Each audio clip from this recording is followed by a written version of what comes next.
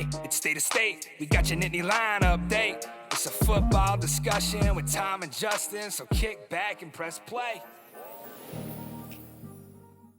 With former Penn State and NFL defensive back Justin King, I'm Tom Hannafin. This is State of State. This podcast is presented by BetOnline. BetOnline is the world's most trusted betting platform and your number one source for everything online sports betting. Right now, you can receive a 50% free bet of up to $250 on your first deposit to bet on anything from the Olympics to baseball to Formula One racing. BetOnline is every stat, every matchup, and even live odds and spreads while the games are being played. When the game's over, head to the online casino and get in on a game of blackjack or poker or unwind with one of over 150 slots games. Head to betonline.ag today to get in on the action. Use the promo code BELIEVE, that's BLEAV, for your 50% free bet credit on your first deposit up to $250. State of State is presented by BetOnline. The game starts here. State of State is a proud supporter of Blue White Outfitters. Blue White Outfitters was created as a retail shop meant to highlight the confidence, competitiveness, and fearlessness of the elite athletes found throughout the history of Penn State University. Check out their Lockdown U and Lawn Boys merchandise today. All sales from Blue White Outfitters directly benefit Penn State student athletes. Visit www.bluewhiteoutfitters.com today. Hi, everyone, and welcome to State of State. I'm Tom Hannafin. He's Justin King. Today, we are talking specifically about Penn State running back Kaytron Allen and if 2024 is indeed a statement year for number 13. The offense under Andy Kotelnicki is expected to see a lot more of an emphasis on the running game. Not that we weren't expecting that from Nick Singleton and Kaytron Allen, but is Kaytron Allen a sleeper? Are people sleeping on Kaytron Allen? We're going to dive into that here in just a second. Like, comment, subscribe, rate us, turn on notifications, and comment on YouTube and social media at State of State Pod. We appreciate it so much. Before we talk about Kaytron, I do want to bring up a recent comment from Pitt head coach Pat Narduzzi. This got a little buzz on social media yesterday. Pat Narduzzi was speaking to the media, was talking about rivalry games. Obviously, Pitt, West Virginia is a storied rivalry. It's been renewed as of late. The comment that Pat Narduzzi had is that, quote, "We'd love to play Penn State if Penn State would play us." So kind of a backhanded insult there, saying that Penn State not electing to play Pitt. There was a recent game between Pitt and Penn State, a series of games a few years ago. And just kind of as Pat Narduzzi, kind of being Pat Narduzzi, Pitt has been on a steep decline over the last handful of years. I imagine he's on the hot seat there for the Pitt Panthers. Did you give this any mind, Justin? Like, I personally think Pitt, Penn State, yeah, it'd be cool if that was a regular rivalry game, but you do have to ask yourself, like, what is Penn State going to get out of that? Yeah, no need to punch down. I mean, it is what it is. They kind of what they say all the time, right? So, I mean, they would probably love to have a game, understand the rivalry and the benefits of Pitt and somewhat Penn State, but it's old news. This new age of college football. Who's moving units? Is somebody trying to watch this besides Pitt fans? We win. How does it implement or impact our chances of getting into the playoffs? If we lose, how does it impact it? Where can we get the most bang for our buck to play in the national championship with money? And Pitt is probably on the bottom tier of where that kind of fits in the process. And like you said, them being where he's at on this contract, I mean, it's kind of the same old where they fit with Pitt and Penn State. So, yeah, it's just kind of another thing. I just thought it was funny because he's talking to the media about the value his players have experienced by losing rivalry games. It's like, boy, you're really trying to spin that, aren't you? Just trying to put a wig on a pig, so to speak. And Penn State only has 3 non-conference games this year, and with the expansion of the Big Ten, I wouldn't be shocked if that number decreased over the years, not immediately, but you're playing a home and home right now against West Virginia. You just did a home and home against Auburn, so there was value there. Temple is coming up in the next handful of years. Syracuse, which is beefed up in recent years and really looks like they're trying to make some moves in the ACC. It's like, great, there's value there. Temple is in state, history there. Penn State has had the bulk of that history has gone their way. So it's like, yeah, what are you going to get out of Pitt right now? So I think there is that nostalgia value to it, but like in 2024, what are you really going to get? Not much. Yeah, a little instant. I mean, a little whippy rivalry, I guess, of players that are local, but I don't know. There's just not much. I don't know. It's a mute point, to be honest with you. And it's I not I like don't really I don't really have any I don't have any feelings or thoughts about it. no, it's like if Penn State needed advertising help in Pittsburgh, I'd be stunned. Right. Not hard. Let's get to Kaytron Allen. Recently, he was speaking with Blue White Illustrated, and he had a very interesting quote because I completely disagree with Kaytron, and for good reasons. His quote was 2024, quote, "This is my statement year. I feel like a lot of people are sleeping on me. I got something to prove this year. It's going to be a fun year." It's so funny that that's the way he feels, that people are sleeping on him, because I feel the exact opposite. After last season, it felt like the Penn State fan base was much more excited about the potential and the ability of Kaytron Allen than Nick Singleton. I get that Singleton gets probably more headlines, more attention, more buzz because of his top end potential, how highly recruited he was, his star rating, all those things coming into Penn State. Had a great freshman year. It's not that Kaytron had a bad freshman year. Kaytron had a very good freshman year, had a very good sophomore year, and is incrementally built. I just find it interesting to think that he feels people are sleeping on him, because I almost feel bad to be like, man, the fan base is definitely not sleeping on you. What do you think about what he said? I think that's just some you know, remnants of him coming out as a recruit and coming in with Nick Singleton. Nick Singleton was the number one player, Gatorade Player of the Year, and he's probably felt that a lot coming in. I mean, I can recognize that I was a pretty high recruit, but when me and Derek came in, it was always like, it was Derek. It was Derek. Even though I was like a top 15 player, it was still like the one. And then, like, regardless if the second person is good, you have to kind of stand on your own. But like, you probably get tired of like, hey, man, people aren't seeing me asking about Nick Singleton, whether it's on an NCAA football commercial, like, and the great ones put a little chip on her shoulder from somewhere. But I'm not surprised that he feels that way, because it's more. I think he appeals to more of a serious football fan on the way that he runs, because like most casuals are looking for Nick Singleton, like the signal and the logo of the top guy, the big time runs and all those different things. So yeah, I'm not surprised he feels that way. That's a good thing. I think going into his junior year to have a chip on his shoulder and ready to run even harder than he did last year. I absolutely think it's a good thing. I love that he's considering this as a statement year. I just kind of want to give him a big hug and be like, buddy, nobody's sleeping on you that's a Penn State fan. If anything, I'm curious to see who performs better in 2024. As I mentioned, Andy Kotelnicki's talked about a larger emphasis on the running game. And you and I have discussed it at length on this show. Is just like, okay, well, what is that going to look like? If it's interior zone run, that's more Kaytron Allen's thing. If you're trying to bounce things outside, run counter, you're trying to run out of the shotgun or the pistol, and you're trying to bounce things outside, trying to get a guy in space, that's probably going to be Nick Singleton. You have options there. You have other options in the running back room altogether with Cam Wallace and also Quentin Martin Jr. So it's like, how deep into that depth chart do you go? Does that eat into the carries for Nick? Does that eat into the carries for Kaytron? There's just a lot of questions, a lot of things we're not going to really comprehend until things get underway in September. But Kaytron, to me, had that incremental progress from year one to year two. I expect him to build on that. And I would say that he's been just steady and consistent. And I think, yes, the flash, the sexiness of basically what Nick Singleton accomplished his freshman year, being able to take the ball 80 yards to the house, yeah, that's going to get people's attention. And you and I have discussed it before. I believe it was your direct comparison, is that you see his running style is very similar to what Frank Gore did for a number of years, very long time in the National Football League.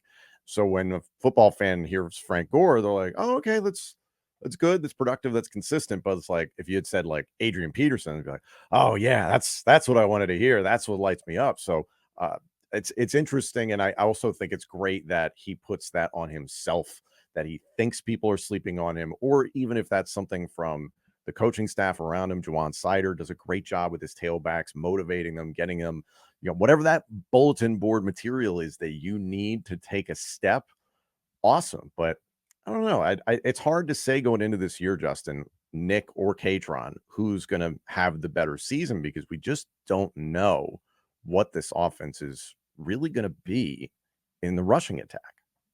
So just be patient and wait and see what happens. Because I mean, they had success last year, and I think it comes down to the Jimmies and Joes, and I think if they're put in the right positions, they will succeed. But coming out with some type of, again, chipping your shoulder, because you had a nice season last year, and again, like the video game is a big thing that's been coming up, and other running backs been getting a lot more attention when it comes to that. So he might be having his own little thing on his shoulders, but I think that's a great thing. Like you said, moving forward, like these guys have something to prove. They understand that the eyes are on them, and now it's just a matter of executing. I mean, camp is a couple weeks away. Do you think Kaytron Allen could be a Heisman hopeful? Um, I mean, anything's possible, but based on what? I mean, I don't. I mean, he's splitting time in a running back room with a quarterback that's pretty highly touted, depending on how it goes through. I think that would be premature to say, unless he's just an offensive weapon out there that could be up for the Heisman. But I don't necessarily know what would cause us to think that. Yeah, if it weren't him and Nick, I'd be like, yeah, if it was just Kaytron, for instance, be like, yeah, he might have a chance if he's going to be the focal point of the rushing attack. Well, that goes back to what you said from their running styles, or saying Adrian Peterson or anything like that. We think about that Heisman moment. Like, you think about all the big plays that Heisman Trophy winners have won. I thought they're the fastest players, but the best players have some explosive plays to show or to capture the casual fan and say, hey, that's the guy that we're going to watch.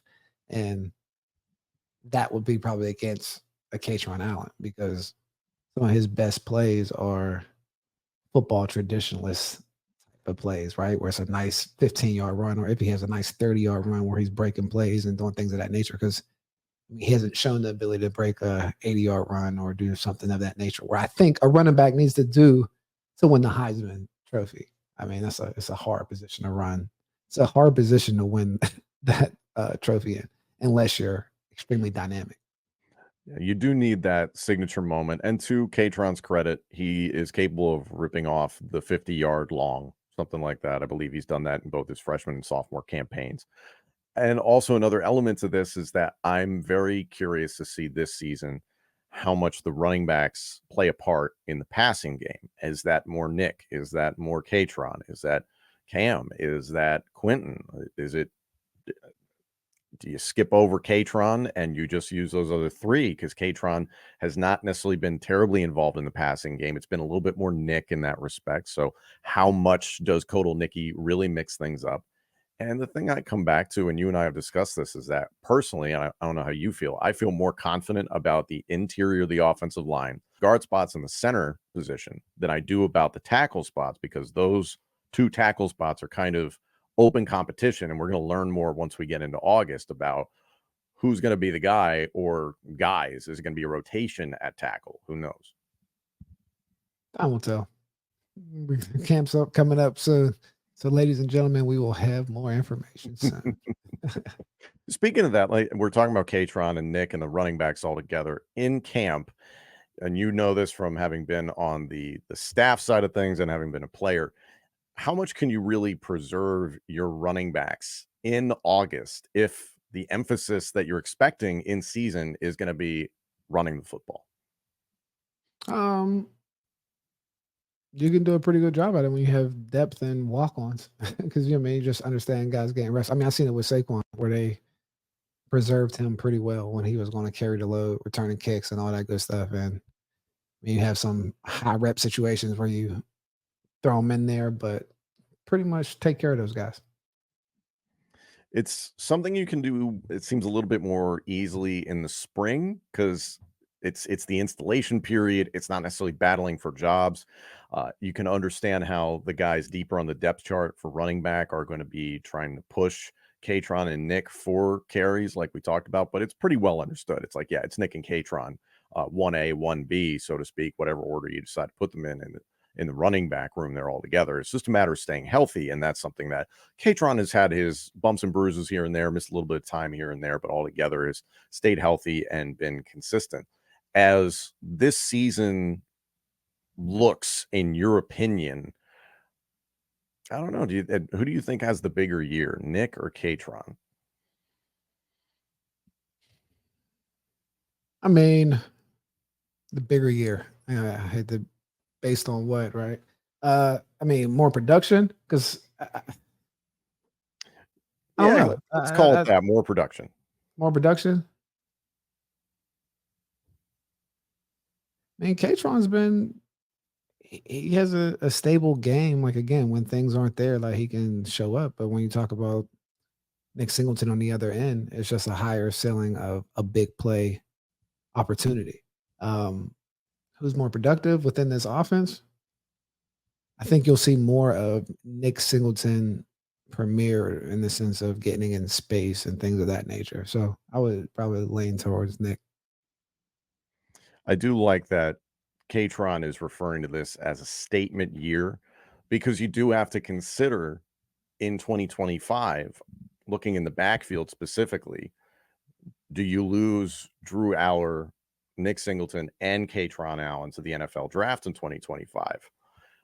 All three, who knows? And if any of them, Aller and Nick, may be going out in 2025, then it's like, well, say Kaytron stays in 25 and he's the guy.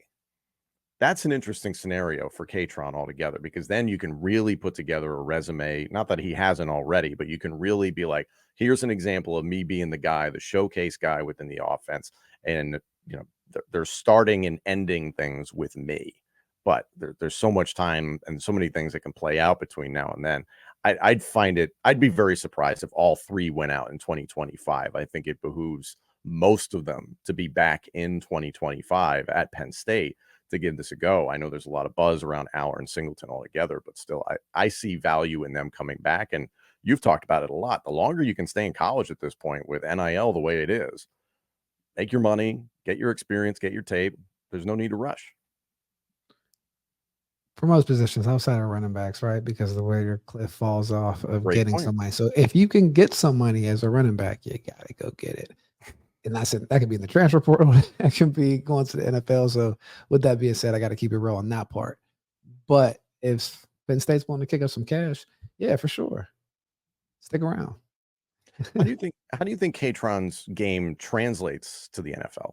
I think it translates very well. I mean, he's a short area back that has good balance, nice burst, good vision, all those different things. I mean, if you want to say he lacks home run ability, I mean, like you said, he can make a 30, 40-yard run. I know he got chased down by a defensive tackle last year, which wasn't like the best moment, but Was that Michigan D tackle number 78?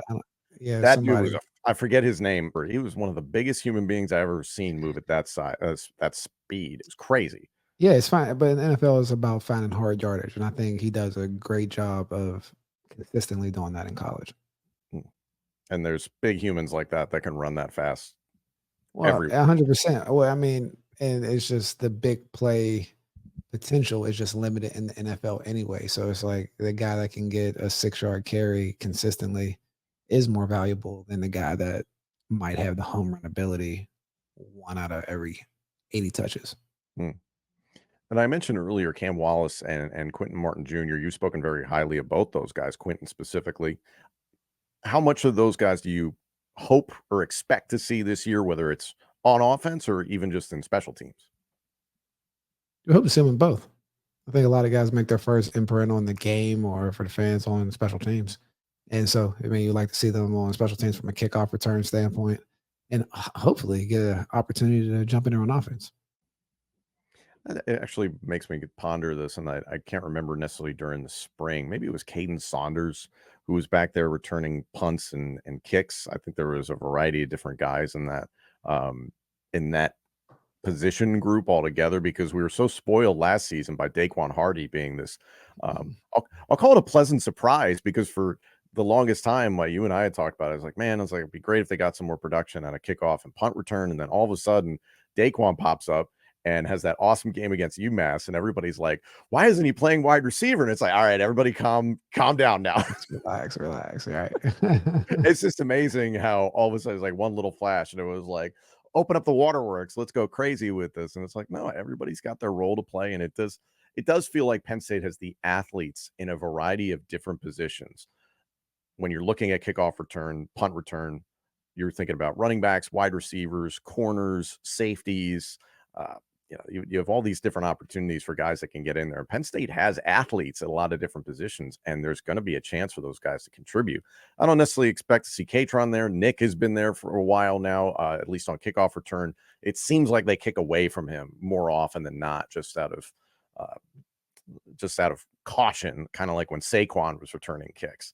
But I am interested to see who takes up that mantle on kickoff and punt return this year, because that's something that seemed like progress was made last year, not entirely because of Daquan, but just some progress was made. We have an explosive player. I mean, that's an easy way to give him some touches. I mean, that'd be a nice way to get a freshman like Quentin Morton in there to get in the open space to see if you can go +1 on some margins from just field position standpoint, and also giving him some touches when the offense might be limited. So you'd like to see him back there.